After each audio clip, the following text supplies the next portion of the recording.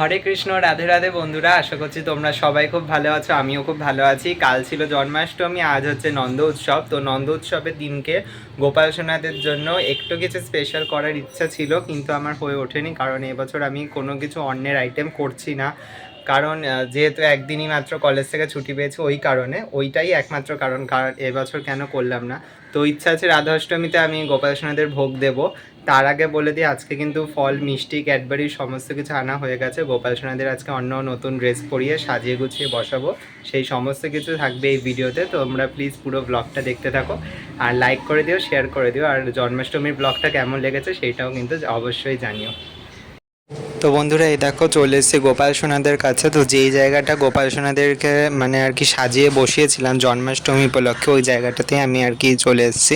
আর সত্যি বলতে, যে কোনো একটা পুজো গেলে, ছোট পুজো হোক বড় পুজো হোক, তারপরে যে পুজোর পর যে কাজকর্মগুলো পড়ে থাকে সেগুলোই মানে সব থেকে বিরক্তিকর। যে বাসনপত্রগুলো আবার মেজে জায়গা জিনিস জায়গায় রাখতে হবে, আর জায়গার কম থাকলে তো আরোই খুব বেশি সমস্যা।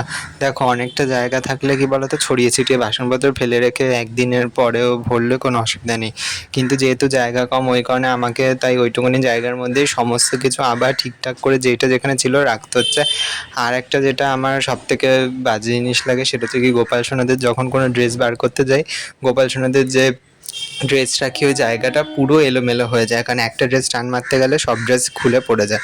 এই হয়ে সমস্যা। তো ওই করে আমরা জন্মাষ্টমীর দিনকে সকালবেলা যখন বেনারসি ড্রেসগুলো বার করতে গেছি, সমস্ত ড্রেস এলোমেলো হয়ে গেছে। তো একটা ভাবে তো আমি সিকোয়েন্স অনুযায়ী সেই জিনিসগুলো গুছিয়ে রেখেছিলাম, এবার সেখান থেকে যখন এলোমেলো হয়ে গেছে, এবার কী বলতো, আবার যে নতুন ড্রেসগুলো রাখবো সেই জায়গাগুলো আর হয় না। তো ওই কারণে সেই সমস্ত ঠাকুরের যে র্যাকটা জামা কাপড় রাখা, সেইটাও আমাকে ঠিকঠাক মতন গোছাতে হবে। তার থেকে বড় কথা, গয়নাগাটি যেখানে যা ছিল সমস্ত কিছু তুলতে হবে।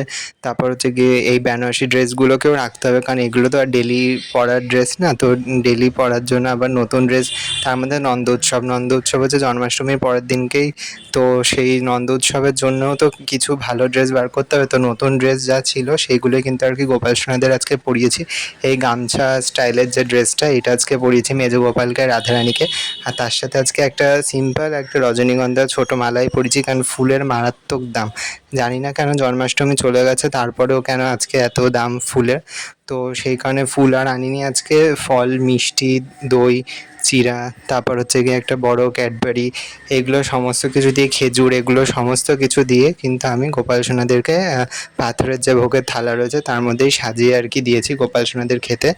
আর তারপর দেখো, সবাইকে আমি আরতি করে নিয়েছি। আর সমস্ত কিছু সাজসজ্জা করানোর পর আমি কিন্তু ওদের গায়ে আজকে রজনীগন্ধার যে ওই স্প্রেটা ছিল, বডি স্প্রে ওদের, তো সেইটাই কিন্তু একটু ছিটিয়ে দিয়েছি, যাতে খুব সুন্দর একটা স্মেল আসে। আজকের মতন ভিডিওটা এখানেই রাখছি। দেখা হচ্ছে তোমাদের সাথে আর একটু নতুন ভিডিও নিয়ে। আর ভিডিওটা ভালো লাগলে প্লিজ শেয়ার করে দিও। আর হচ্ছে গিয়ে নেক্সট আমি খুব শিগগিরই নতুন ভিডিও নিয়ে আসবো। আর আজকের সাজসজ্জা গোপাল সোনাদের কেমন লেগেছে তোমরা কিন্তু প্লিজ জানিও। খুব বেশি সাজাইনি, খুব বেশি ফুলও আজকে আমি কিনে আনিনি, যা ঘরে ফুল ছিল কালকে জন্মাষ্টমীর ওই দিয়েই সাজিয়েছি।